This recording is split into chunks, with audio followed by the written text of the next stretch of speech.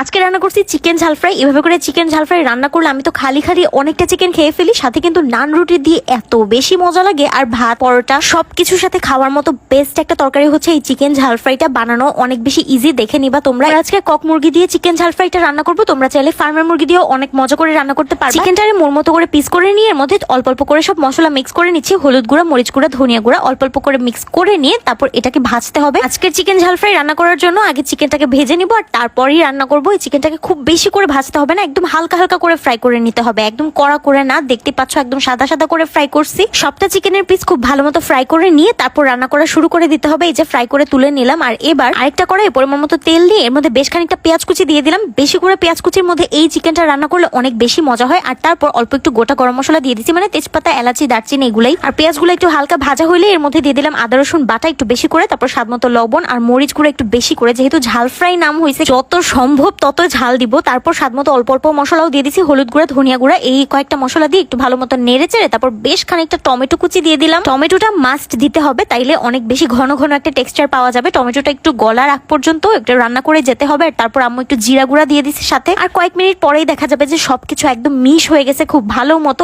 এবার কিন্তু এই মশলাটা ভালো মতো রান্না হয়ে গেছে। এর মধ্যে চিকেন গুলোও দিয়ে দিলাম। আজকের এই চিকেন রান্নায় কোনো রকমের টক দই, মালাই, দুধ কোনো কিছুই লাগবে না, শুধু এই মশলাগুলোর দমে আজকের এই চিকেনটা এত বেশি মজা হয়ে যায়। এই তো পরিমাণ মতো পানিটাও দিয়ে দিলাম। পানি খুব বেশি একটা দিতে যাবে না, বেশি ঝোল ঝোল করে কিন্তু এই তরকারিটা রান্না করা হবে না। তো পরিমাণ মতো যতটুকু পানি দরকার ছিল মাংসটা রান্না হওয়ার জন্য দিয়ে ঢাকনা দিয়ে রেখে দিলাম। কতক্ষণ এভাবেই ফুটতে থাকবে। আর এই তো দেখেন খুব সুন্দর করে কিন্তু বলক চলে আসছে। এইভাবে আরো কতক্ষণ রান্না করতে হবে, কিন্তু ফাঁকে ফাঁকে কিছু মশলা মাসলি আছে যেগুলো মিক্স করতে হবে। এটা হচ্ছে আম্মুর স্পেশাল গরম মশলা, এটা মাংসের মশলা, আম্মু বানায় রাখে বাসায়। আপনাদের কাছে এরকম কোনো একটা মাংসের মশলা থাকলে দিয়ে দিবেন অল্প একটু করে। আর স্পেশাল যেটা দিতেই হবে ঝাল ফ্রাই রান্না করার জন্য সেটা হচ্ছে বেরেস্তা। একটু বেশি করে পেঁয়াজ দিয়ে বেরেস্তা বানায় রেখে দিবেন, আমরাও রেখে দিছিলাম। ওই বেরেস্তাটাই এই চিকেন ঝাল ফ্রাই রান্নার সময় দিয়ে দিলাম। বেরেস্তা দিয়েই কিন্তু এটা রান্না করতে হবে, তাই সব মশলার খুব স্ট্রং একটা ফ্লেভার পাওয়া যায়। আর এই তো কতক্ষণ এইভাবে রান্না করার পরে আমাদের চিকেন ঝাল ফ্রাইটা কিন্তু রেডি হয়ে গেছে। একটু মাখো মাখো করে চিকেনটা রান্না করতে চাচ্ছিলাম, যার জন্য আরো 2-3 মিনিট এভাবে করে চুলার মধ্যেই জাল করে নিয়েছি যাতে করে ঝোলটা একটু শুকিয়ে আসে। বিলিভ মি, কোন রকমের মালাই, টক দই ছাড়া